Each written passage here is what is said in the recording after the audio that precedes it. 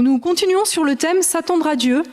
La semaine dernière, nous avons parlé de nous attendre à Dieu dans l'espérance. La semaine, il y a 2 semaines en fait.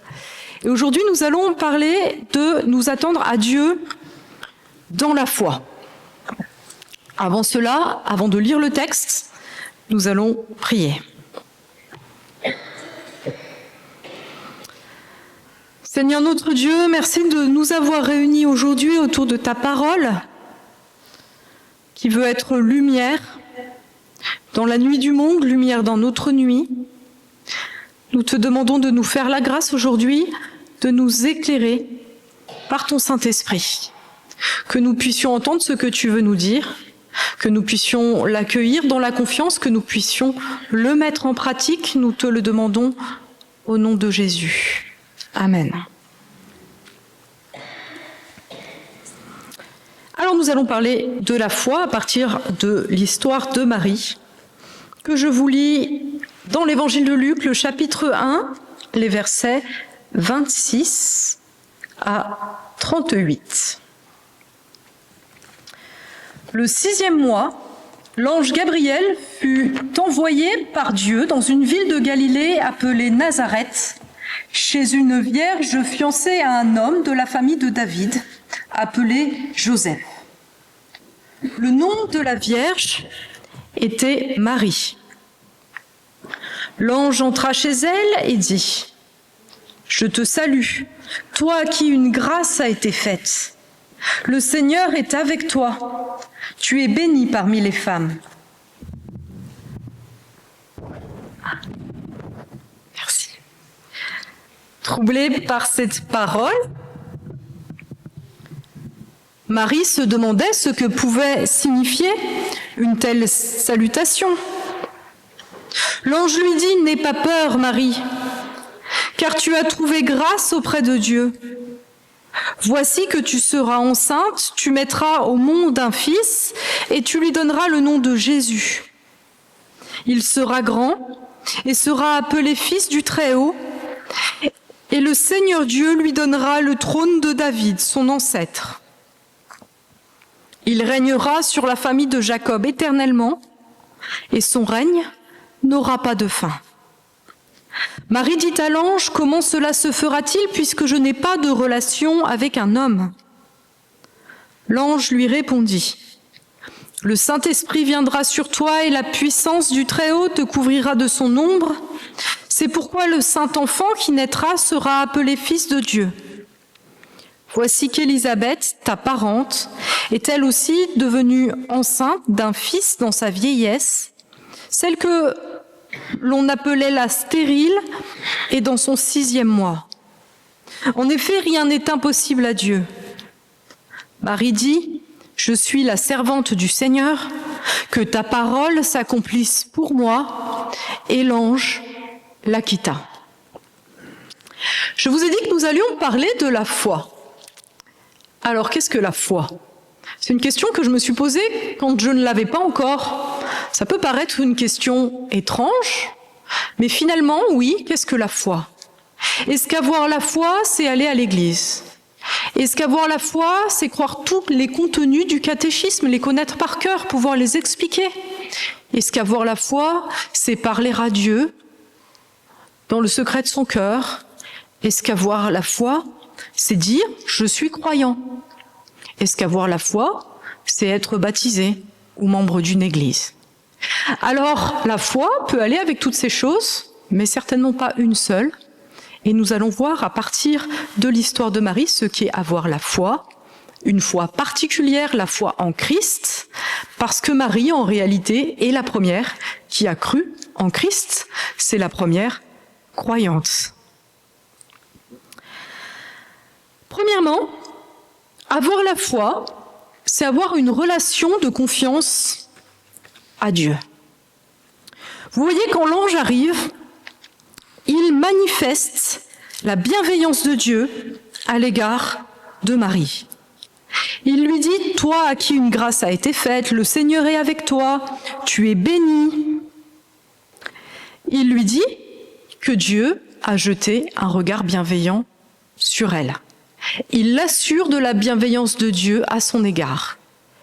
Et c'est pour cela aussi qu'il lui dit « N'aie pas peur, n'aie pas peur. Dieu est bon pour toi, Dieu est bienveillant pour toi. » Et cela, en fait, cette bienveillance de Dieu et la confiance que nous pouvons avoir en lui ne nous est pas naturelle. Car en réalité, depuis que le péché est rentré dans le monde, nous avons tendance à considérer Dieu plus comme un ennemi que comme un ami.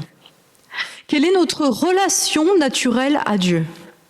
Je pense que la relation naturelle que nous avons avec le divin, dans toutes les cultures, je crois, c'est que nous considérons Dieu comme quelqu'un qui va nous donner ce qu'on veut si nous, on lui donne ce qu'il veut.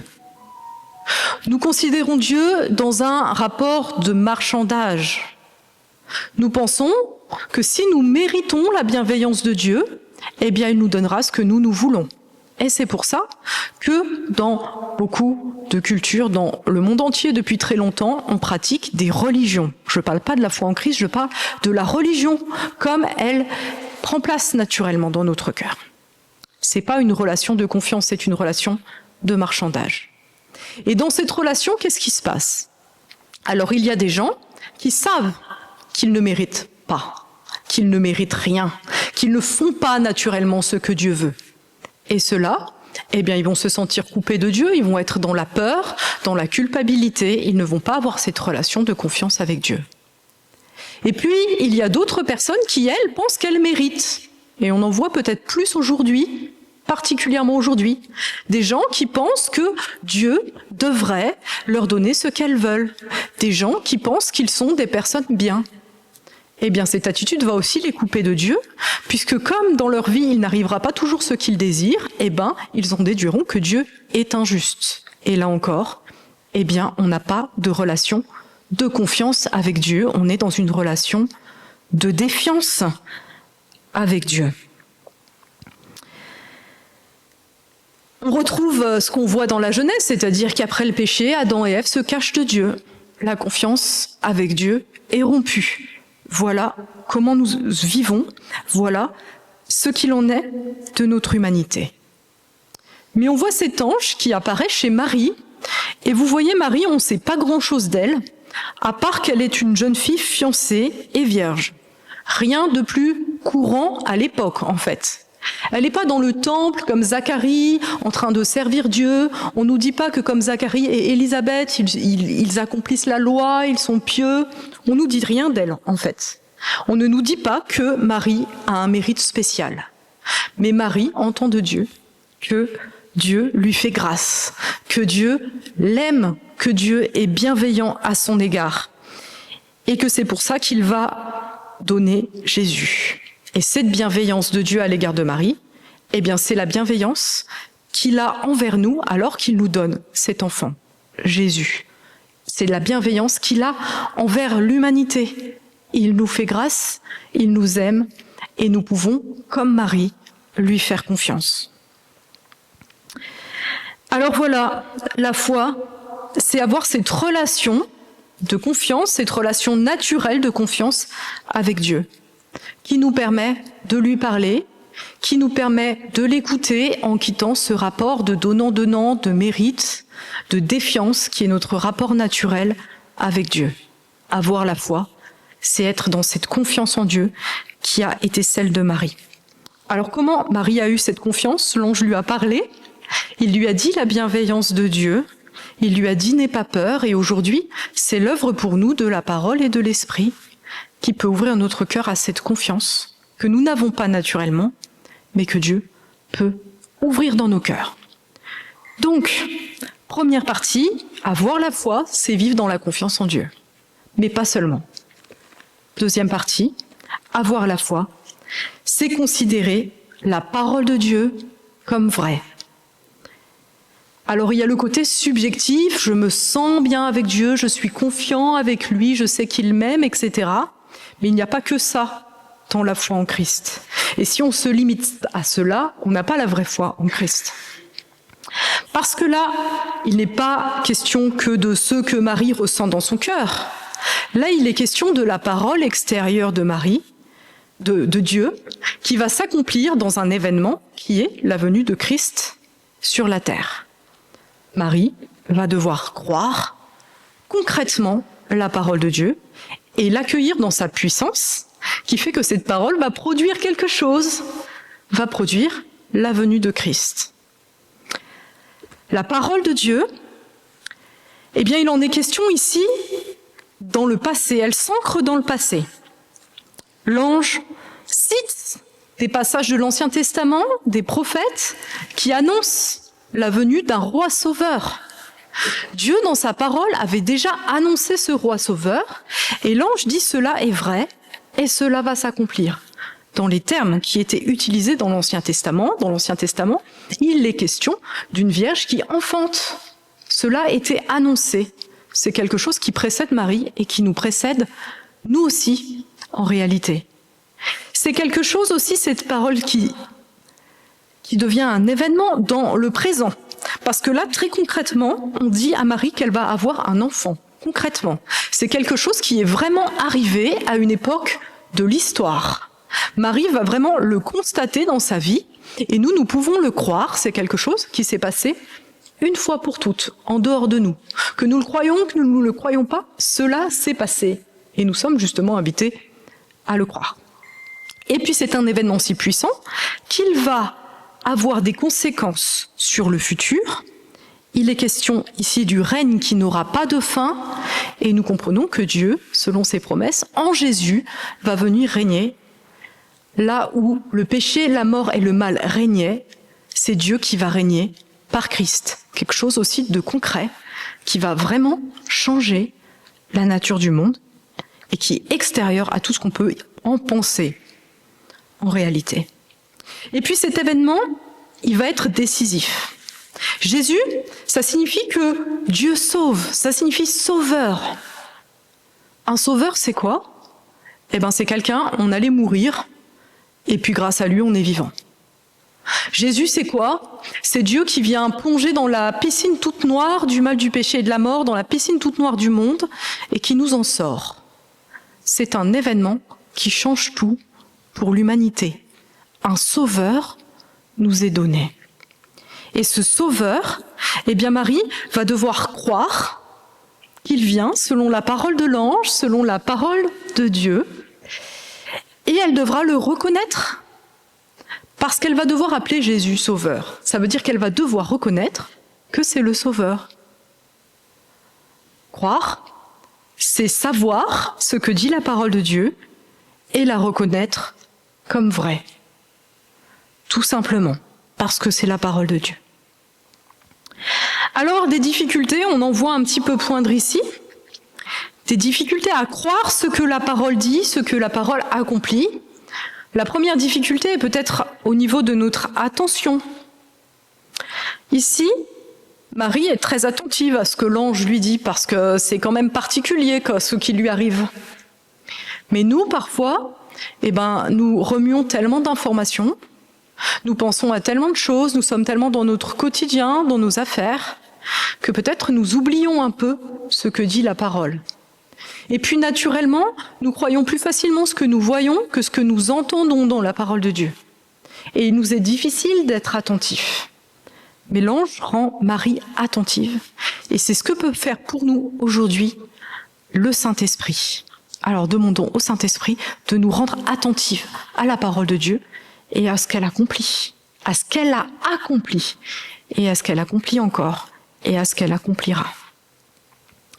Deuxième difficulté, nous sommes aussi plus enclins à croire ce que nous pensons déjà, nos propres analyses, nos propres idées, nos propres pensées, que ce que dit Dieu. Et parfois, il y a des gens qui disent « moi je crois pas ci, je crois pas ça, dans la foi chrétienne, etc. » Ou dans la Bible. Parce que ça nous est naturel de croire plutôt ce que nous on pense que ce que la parole de Dieu pense. Mais en réalité, si nous pensons que la Bible est inspirée, quand nous pensons que la Bible a tort, en fait, c'est certainement nous qui avons tort. Et Marie, là, voit un problème quand même. Parce qu'elle se dit, comment ça se fait ? Je suis vierge, je ne peux pas avoir d'enfant. Que fait Marie ? Marie a l'humilité d'interroger l'ange. Elle a l'humilité de reconnaître ses questions et de demander « un éclaircissement. Elle aurait pu dire, c'est n'importe quoi, l'ange, tu me dis n'importe quoi, et partir, mais elle a cette humilité de demander l'éclaircissement. Eh bien, quand il y a des choses que nous ne comprenons pas dans la parole de Dieu, n'hésitons pas à demander à Dieu de nous éclairer dans la certitude que sa parole est vraie, bien plus vraie que ce que nous pensons, et aussi dans la certitude qu'il nous donne cet esprit et qu'il peut nous éclairer. Alors ayons cette humilité, comme Marie, de demander à Dieu de nous éclairer quand nous n'arrivons pas à croire quelque chose que la parole dit vrai. Donc, la foi, c'est la confiance en Dieu, c'est croire en sa parole, c'est croire que sa parole est vraie. Mais il y a un autre aspect ici. Cet aspect, c'est la mise en œuvre pratique de la foi dans l'obéissance. Et on le voit avec Marie, qui conclut cet entretien en disant « Je suis la servante du Seigneur, que ta parole s'accomplisse pour moi ». Voilà comment elle conclut cet entretien avant que l'ange la quitte. Honnêtement, ce qui va lui arriver, ce que l'ange lui a annoncé, c'est certainement pas ce qu'elle veut. Parce que c'est très compliqué la situation. Je ne sais pas si vous y avez pensé, certainement, mais elle est fiancée avec Joseph, elle va tomber enceinte. Évidemment, Joseph, il va penser qu'elle est tombée enceinte de quelqu'un d'autre, et puis son mariage va s'effriter, il va pas avoir lieu, ils vont se séparer, elle va se retrouver toute seule, tout le monde va la regarder très mal en se demandant de qui est cet enfant, elle va perdre ses soutiens financiers, émotionnels, bref, en fait, humainement, là, ce qui est proposé à Marie, c'est quelque chose que personne ne peut désirer. C'est catastrophique ce que lui propose l'ange. Mais Marie obéit. Elle veut faire la volonté de Dieu et pas la sienne. Et ça découle des deux premiers éléments. C'est-à-dire que ça découle de sa confiance en Dieu. Elle sait que Dieu est bon pour elle, elle l'a entendu. Et puis ça découle de sa croyance en la véracité de sa parole. Si Dieu est bon et qu'il veut par elle amener au monde un sauveur, ce sauveur qu'il a annoncé depuis des centaines d'années, eh bien, c'est que cela est une bonne chose. La volonté de Dieu, elle la reconnaît comme meilleure que sa volonté propre. Et c'est logique, parce qu'en réalité, ce qu'on fait est toujours la conséquence de ce qu'on croit. On entend des gens parfois qui disent « moi je suis croyant, mais non pratiquant ». En réalité, si on croit, on va mettre en pratique sa foi. C'est logique. On ne fait rien dans ce monde qui ne soit basé sur des croyances. Si je crois que Dieu n'est pas bon, qu'il ne m'aime pas, ou qu'il est comme un marchand qui me donne des choses en fonction de si je les mérite ou pas, si je crois que sa parole n'est pas vraie, eh bien évidemment, je vais faire ma propre volonté, pas la sienne. Mais si j'ai confiance en Dieu, si je crois que sa parole est vraie, évidemment, je vais vouloir mettre cette parole en pratique dans ma vie. Je ne dis pas que cela est facile, cela est un combat, car nous sommes encore pécheurs, mais si ce combat existe, c'est que ce désir en nous de faire la volonté de Dieu existe aussi, et ce désir va naturellement avec la foi. Alors quand on croit, eh bien on désirera faire la volonté de Dieu. Et je trouve intéressant, en méditant cette histoire de Marie, de constater que l'inverse est aussi vrai d'une certaine manière. C'est-à-dire que quand on veut faire la volonté de Dieu, eh bien on grandit dans notre connaissance de sa parole, et on grandit dans notre confiance. Parce que va-t-il se passer? Marie va dire « Je suis la servante du Seigneur, que ta parole s'accomplisse pour moi. » Cette parole va s'accomplir. Et que va-t-elle voir? Elle va voir que, contre toute attente, suite à la visite d'un ange, ce Joseph, qui aurait dû l'abandonner, comprend et l'accompagne dans cette mission que Dieu lui a donnée. Elle va voir et méditer dans son cœur beaucoup de choses qui lui témoigneront que cet enfant est effectivement le sauveur de l'humanité. et elle comprendra en premier avant tous les autres, peut-être, la bonté de Dieu et la véracité de sa parole encore plus profondément dans son cœur, en contemplant ce qui arrivera dans sa vie. Alors oui, pensons-y, parfois, eh bien notre obéissance, toujours en réalité, notre obéissance nous fera grandir dans la foi. On a fait des parcours d'avant pour certains et on a essayé de lire un peu plus la Bible ou de servir un peu plus dans différents domaines.